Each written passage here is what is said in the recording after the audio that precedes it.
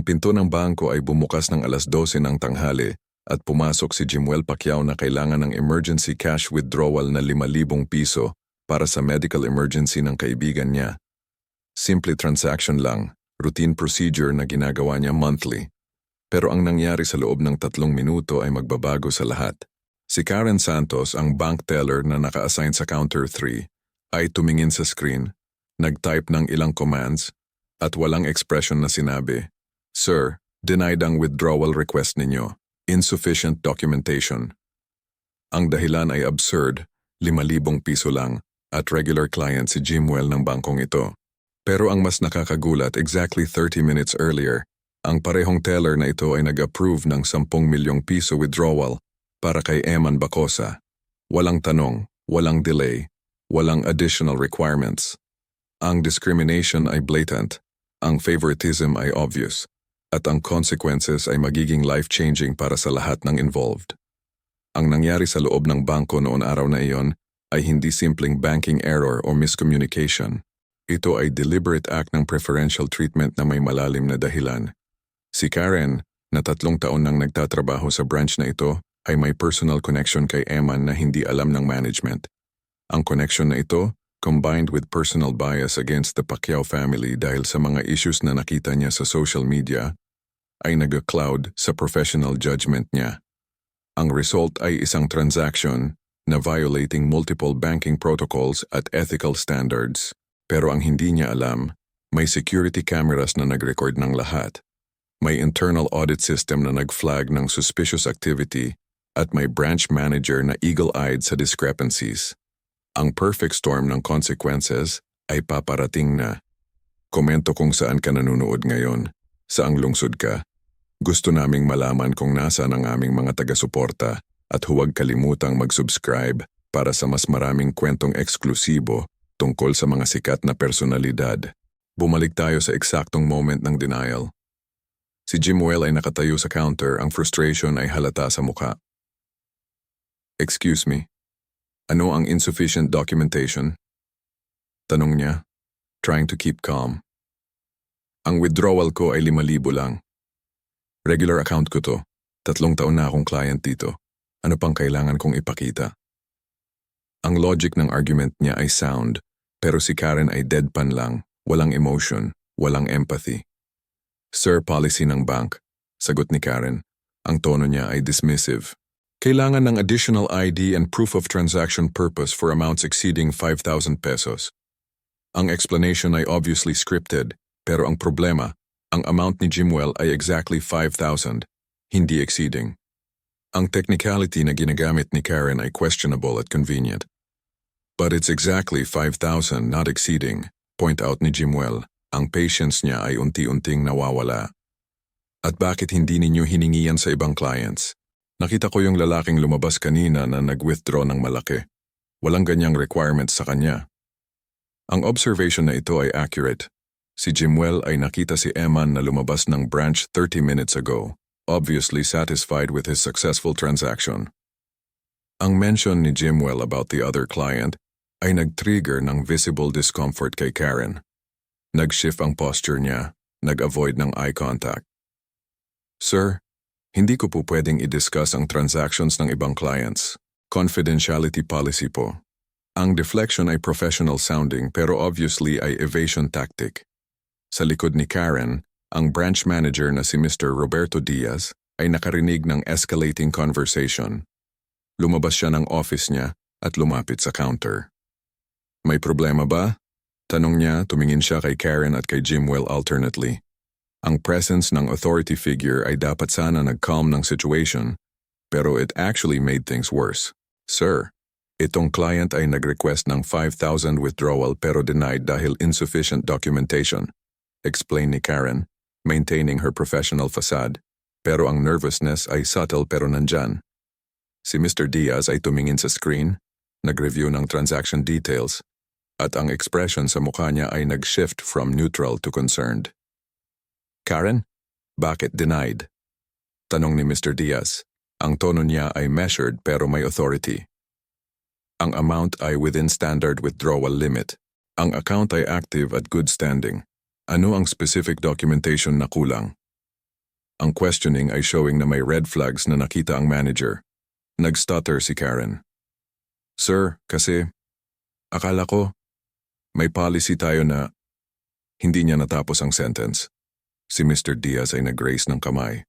Karen sa office. Now. Ang command ay firm at obvious na may serious discussion na mangyayari. Pero bago sila makapasok ng office, si Jimuel ay nagsalita. Sir, gusto ko lang i-point out na may nakita akong client kanina na nag-withdraw ng malaking amount. Walang ganyang requirements na hiningi. Bakit sa akin merong special treatment? Ang complaint ay legitimate at si Mr. Diaz ay nag-realize na may bigger issue ang situation na ito beyond simple transaction denial. Sir, sino po ang client na yon? Tanong ni Mr. Diaz. Si Jimuel ay nag-describe. Male, 30-something, naka-casual attire, lumalabas around 11:30 a.m. Ang description ay enough para ma-identify, lalo na't may records ang bank ng lahat ng transactions. Nag-gesture si Mr. Diaz kay Jimuel na maghintay at dinala niya si Karen sa office. Ang investigation ay nagsisimula na at ang truth ay unti-unting lalabas. Pero ang truth na ito ay mas complicated pa sa simpleng favoritism. Sa loob ng office, si Mr. Diaz ay nag-access ng system at nag-pull up ng transaction records for the day. Ang nakita niya ay alarming. 10:58 a.m. Eman Bacosa, 10,000 withdrawal, processed by Maria Santos, approved in 8 minutes. 11:32 a.m. Jimuel Pacquiao, 5,000 withdrawal, processed by Maria Santos, denied in 2 minutes. Ang discrepancy ay glaring. Ang double standard ay undeniable. Karen, explain this, sabi ni Mr. Diaz. Ang galit ay starting to show kahit trying to stay professional. Nag-approve ka ng 10 milyong piso withdrawal in 8 minutes, pero nag-deny ng 5,000 piso in 2 minutes? Ano ang logic dito? Ang interrogation ay direct, at si Karen ay walang immediate answer. Sir, ang client na si Mr. Bacosa ay may complete documents po. May authorization letter, may valid IDs, may proof of... Nag-cut si Mr. Diaz. Karen, for 10 million pesos, ang standard protocol ay mandatory manager approval. Hindi pwedeng teller alone ang mag-approve. At sinabi mo ba yan kay Mr. Bacosa? Did you route it to me? Ang revelation na ito ay game changer. Si Karen ay definitely violated protocol at ang implications ay serious. Nag-pause si Karen, realizing na caught na siya. Sir, hindi ko po na-route sa inyo kasi emergency daw po ni Mr. Bacosa at saka regular client na po namin siya. Ang explanation ay weak at both of them knew it. Emergency or hindi, protocols exist for a reason, lalo na para sa malaking amounts. At si Mr. Pacquiao, hindi ba emergency din? Hindi ba regular client din? Tanong ni Mr. Diaz, ang sarcasm ay slight pero present. Karen, alam mo ba kung sino si Jimuel Pacquiao? Anak siya ni Manny Pacquiao. Definitely mas high profile pa kaysa kay Mr. Bacosa. So bakit special treatment kay Bacosa pero discrimination kay Pacquiao? Ang tanong na ito ay nag-hit sa core ng issue. Ang totoo, personal preference ni Karen ang nag-dictate ng decisions niya, hindi professional judgment. Sir, honestly, sabi ni Karen, deciding na mag-honesty na lang since caught na rin naman siya. May issue ako sa Pacquiao family. Nakita ko sa social media yung mga controversy nila, yung mga away nila, naiinis ako sa kanila. At si Mr. Bacosa naman, kilala ko siya personally. Kaibigan siya ng pinsan ko, so nag-favor ako. Ang confession ay shocking sa directness nito, pero at least honest. Pero ang honesty na ito ay hindi excuse. Si Mr. Diaz ay literal na speechless for a few seconds. Karen, do you realize what you just admitted? Personal bias, favoritism, protocol violation. Lahat ng yan ay grounds for termination. At worst, potential legal liability pa para sa bank dahil sa discrimination claim. Ang gravity ng situation ay fully realized na ni Karen at ang fear ay pumasok sa mukha niya. Sir, sorry po. Hindi ko naisip na ganong kalaki ang issue, sabi ni Karen. Ang panic ay nagsisimula. Please, kailangan ko ng trabaho ko. May family ako. May mga binabayaran. Ang plea ay understandable pero ang damage ay done na. At ang mas malaking problema, Si Jimuel ay naghihintay pa sa labas at kailangan ng explanation at resolution. Pero bago pa mag-decide si Mr. Diaz kung ano ang immediate action, tumunog ang intercom. Si Linda, ang assistant manager, ay nag-buzz. Sir Roberto, nandito po si Mr. Eman Bacosa. Pumalik po siya. May dala siyang auditor galing sa BSP, Bangko Sentral ng Pilipinas. Nagsasabi po na may complaint daw about irregular transaction. Ang revelation na ito ay totally unexpected. Bakit may auditor? Bakit may complaint? At sino ang nag-file ng complaint? Ang plot ay nag-thicken at ang simpleng discrimination case ay nag-evolve into something much bigger. Lumabas si Mr. Diaz at si Karen mula sa office at nakita nila sa lobby si Eman na kasama ang dalawang tao naka-formal attire na may ID na nakasabit, BSP auditors. Nandoon din si Jimuel, naghihintay pa rin. Ang convergence ng lahat ng involved parties sa isang moment ay creating perfect storm. Mr. Diaz, sabi ng auditor, nag-flash ng ID. I'm Inspector Martinez from BSP. We received an anonymous tip about irregular large transactions sa branch ninyo today. We're here to investigate. Nag-extend siya ng official letter at si Mr. Diaz ay nag-read quickly. Ang letter ay legit at ang investigation ay official. Walang choice kundi cooperate. Of course, Inspector. We're fully cooperating, sagot ni Mr. Diaz. Tumingin siya kay Eman. Mr. Bacosa, ikaw ba ang nag-file ng complaint? Umiling si Eman. Hindi po, sir. Actually, nagulat din ako nung tinawagan ako ng BSP. Sabi nila may investigation about my transaction. Kaya bumalik ako para mag-clarify at mag-provide ng documents. Ang confusion sa mukha ni Eman ay genuine. Hindi siya ang complainant. Kung hindi si Eman, sino? Lahat ay nag-look around at ang realization ay slowly dawning. Ang anonymous tip ay posibleng galing sa loob mismo ng bank. May insider na nag-report at ang prime suspect ay obvious. Si Karen mismo, possibly trying to cover her tracks or deflect blame. Pero kung si Karen, bakit niya i-report ang sarili niyang transaction? Inspector, sabi ni Mr. Diaz, pwede ko bang makita ang details ng complaint? Nag-hand over ang inspector ng document at habang binabasa ni Mr. Diaz ang mukha niya ay nag-pale. Ang complaint ay detailed, specific amounts, specific times, specific violation of protocols, at may mention pa ng comparison sa denied transaction ni Jimuel. Ang level of detail ay indicating insider knowledge. Pero ang signature sa complaint ay pseudonym lang, concerned bank employee. Tumingin si Mr. Diaz sa staff na nandoon, si Karen, si Linda, dalawa pang tellers. Sino ang nag-report? At bakit? Ang internal politics ng situation ay nag-add ng another layer of complexity. Pero ang immediate concern, kailangan i-address ang investigation, clarify ang transactions, at resolve ang complaint ni Jimuel. At habang nag-unfold ang lahat ng ito, ang possibility na may mas malaking issue pa, money laundering, fraud, o ibang financial crime, ay nag-loom large. At ang simpleng discrimination case ay potentially ay tip of the iceberg lang. Ang auditor ay nag-request ng access sa transaction records, CCTV footage, at interviews with involved parties. Nag-agree si Mr. Diaz at nag-set up sila ng conference room para sa investigation. Ang process ay formal at thorough, at ang lahat ng involved ay kailangan mag-stay for questioning. Si Jimuel ay nag-volunteer din na mag-participate considering na siya mismo ay victim ng discrimination. Ang investigation ay nag-start with document review. Habang nag-review ang auditor, si Mr. Diaz ay kinausap si Jimuel privately sa isang side office. Mr. Pacquiao, pasensya na po sa nangyari. On behalf of the bank, I sincerely apologize sa treatment na natanggap ninyo. Ang discrimination ay totally unacceptable at we're taking immediate action. Ang apology ay formal pero sincere. Mr. Diaz, ang concern ko hindi lang yung denied withdrawal, sagot ni Jimuel. Ang concern ko ay kung regular practice ba ito dito. Kung ako, na high-profile client, ay na-discriminate, paano pa kaya ang ordinary clients na walang platform to complain?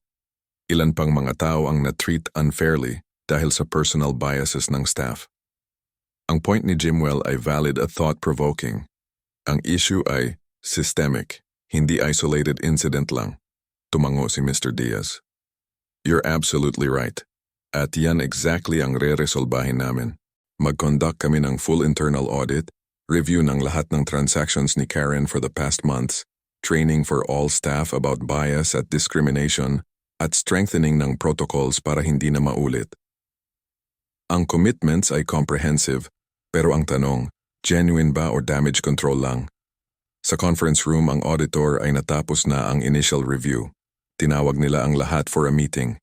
Based on preliminary findings, sabi ng Inspector Martinez, may several protocol violations nga. Ang 10 million withdrawal ay dapat nag-require ng multiple approvals, teller, manager, at sa case ng amount na yan, dapat may branch head approval din. Pero according to records, si Mrs. Santos lang ang nag-approve. That's violation number 1. Nag-continue ang inspector. Violation number 2, ang inconsistent application ng withdrawal requirements. Si Mr. Bacosa ay hindi hiningan ng detailed documentation despite the large amount. Pero si Mr. Pacquiao ay hiningan ng additional requirements para sa much smaller amount. That's discriminatory practice. At violation number 3, ang processing time, 8 minutes para sa 10 million, pero immediate denial para sa 5,000. Red flag yan. Ang itemized violations ay painting clear picture ng severity ng situation. Si Karen ay obviously ay primary violator, pero ang question remained. Was she acting alone? O may involvement din ng management? Si Mr. Diaz ay transparent, providing all requested documents at records na showing na walang siyang knowledge or involvement sa violations. Ang CCTV footage ay nag-confirm na hindi lumapit si Karen kay Mr. Diaz for approval before processing ni Eman's transaction. Mrs. Santos, sabi ng inspector, tumingin kay Karen. Can you explain your decision-making process for both transactions? Ang formal questioning ay nagsisimula at si Karen ay kailangan mag-account ng actions niya. Sir, honestly, nag-rely ako sa personal judgment ko. Si Mr. Bacosa ay kilala kong credible through personal connection. Si Mr. Pacquiao naman ay may reservations ako based on mga nababasa ko online. Ang admission ay, again, brutally honest, pero professionally unacceptable. Ms. Santos, aware ka ba na personal bias ay prohibited sa banking operations? Tanong ng inspector. Tumango si Karen. Opo, aware ako. Pero sa moment, nag-prevail yung emotion ko over professional responsibility ko. Sorry po. Ang apology ay too little, too late. Ang damage ay done at ang consequences ay inevitable. Ang inspector ay nag-turn kay Mr. Diaz. Based sa initial findings, recommended ko na immediate suspension ni Ms. Santos pending full investigation at i-reverse ang denied transaction ni Mr. Pacquiao immediately. Regarding sa 10 million withdrawal ni Mr. Bacosa, since natapos na ang transaction at walang fraudulent elements na nakita namin sa documents niya, valid ang transaction, pero ang protocol violation ay internal issue ninyo na dapat i-address through disciplinary action. Ang recommendations ay clear at actionable. Si Mr. Diaz ay nag-agree immediately. Effective now, Ms. Santos, you're suspended pending investigation results. Uuwi ka na ngayon at maghihintay ka ng formal notice from HR regarding next steps. Understood? Tumango si Karen, ang resignation sa mukha niya ay obvious. Kumuha siya ng bag niya at umalis ng conference room. Ang buhay niya ay drastically changed sa loob lang ng ilang oras. Pero habang palabas si Karen, may sinabi ang assistant manager na si Linda na nag-shock sa lahat. Sir, before si Karen umalis, dapat alam ninyo na hindi siya ang nag-file ng complaint sa BSP. Ako ang nag-file. Ang confession na ito ay nag-stop si Karen sa tracks niya at nag-pause ang lahat sa room. Ang plot twist ay totally unexpected at ang motivations ni Linda ay madidiscover pa lang. Bumalik si Karen sa conference room. Ang galit ay halata sa mukha. Ikaw? Sigaw niya kay Linda. Bakit mo ginawa yan?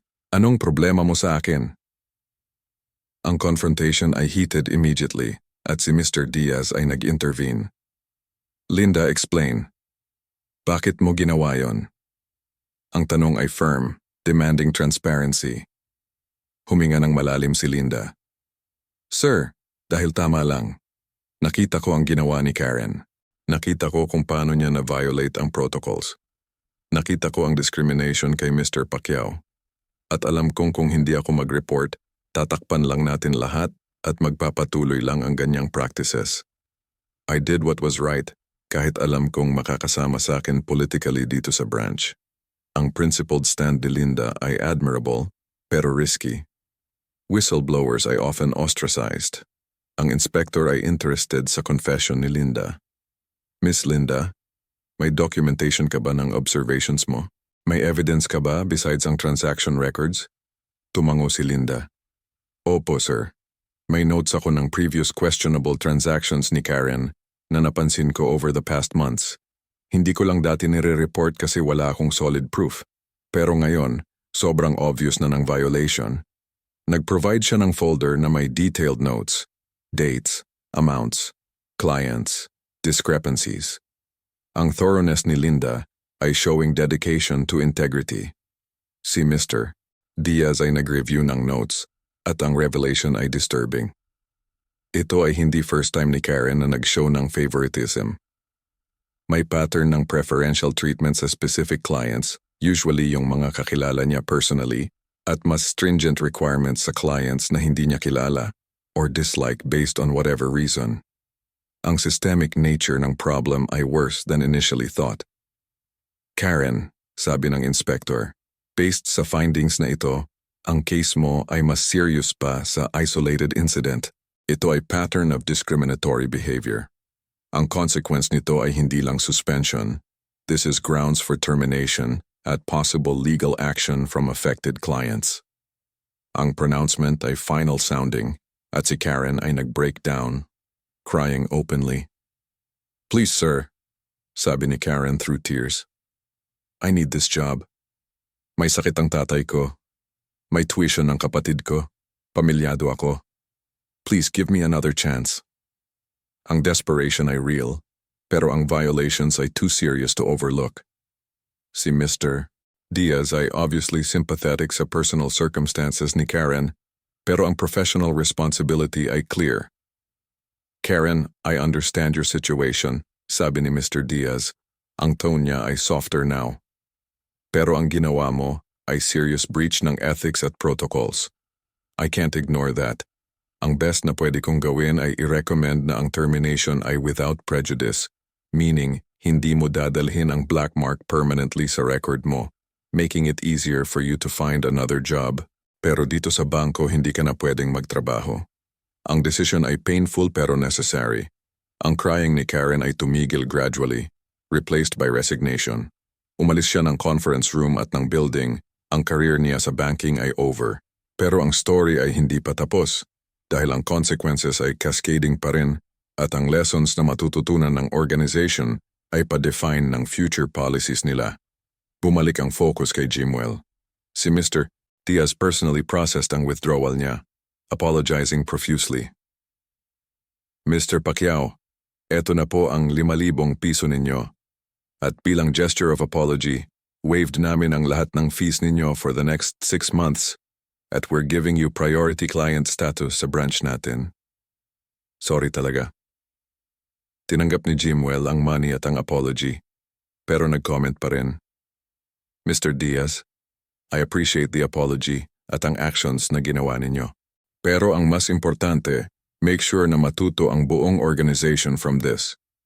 Training, policies, accountability, lahat yan ay needed para hindi na maulit sa iba. Ang constructive feedback ay well-received at nag-commit si Mr. Diaz na i-implement lahat. Ang investigation ng BSP ay nag-conclude with formal recommendations, full audit ng branch, mandatory ethics training for all staff, strengthening ng approval protocols especially for large transactions, at establishment ng anonymous reporting mechanism for employees to report violations without fear of retaliation. Ang measures ay comprehensive, at ang implementation ay monitored ng BSP directly.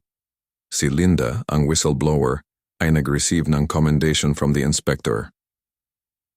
Miss Linda, your courage to report violations ay commendable. Without people like you, ang corruption at malpractice ay magpapatuloy. Salamat. Ang recognition ay validating para kay Linda Pero aware din siya na may political cost sa loob ng organization. Pero at least, ginawa niya ang tama. Ang aftermath ng incident ay rippled through the banking community. Nag-viral ang story sa social media at ang public reaction ay mixed. May supportive sa actions ng bank, may critical sa culture na nag-allow ng ganong behavior, may sympathetic kay Karen dahil sa personal circumstances niya. Pero ang overall consensus, accountability ay importante at discrimination in any form ay unacceptable. Si Jimuel ay nag-post din sa social media tungkol sa experience niya, pero ang tone ay hindi vindictive. Today, I experienced discrimination sa isang bank, pero I also saw accountability in action. Salamat sa whistleblower na nag-report, sa manager na nag-take immediate action, at sa auditors na nag-investigate thoroughly. This is how institutions should work. Ang measured response ay classy at constructive. Ang weeks na sumunod, si Mr. Diaz ay nag-implement ng reforms, nag-conduct ng series ng trainings, nag-revise ng protocols, nag-establish ng checks and balances.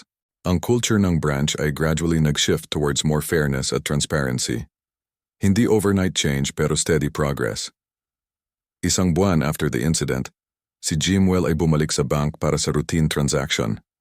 Nag-recognize siya ng teller, si Linda, na na-promote na as senior teller dahil sa integrity na ipinakita niya. "Hi Miss Linda, congratulations sa promotion," sabi ni Jimuel, friendly at warm. Nag-smile si Linda. "Thank you Mr. Pacquiao, at thank you rin sa support ninyo. Ang post ninyo sa social media ay nag-help na ma-validate ang decision ko to report. Ang exchange ay positive, showing na good actions ay may good consequences." Ang final update, si Karen, after losing her job, ay eventually nag-find ng work sa isang smaller financial institution. Hindi na teller position, pero administrative role. Ang experience ay nag-serve as hard lesson para sa kanya about professionalism at ethics. May nag-interview sa kanya months later for a news feature at sinabi niya, "Ang nangyari sa akin ay wake-up call. Natutunan ko na personal biases ay walang lugar sa work, lalo na sa banking. Ang trustworthiness at fairness ay foundation ng industry. I failed sa standard na yan at binayaran ko ang price, pero natuto ako at moving forward dadalhin ko ang lesson na yan."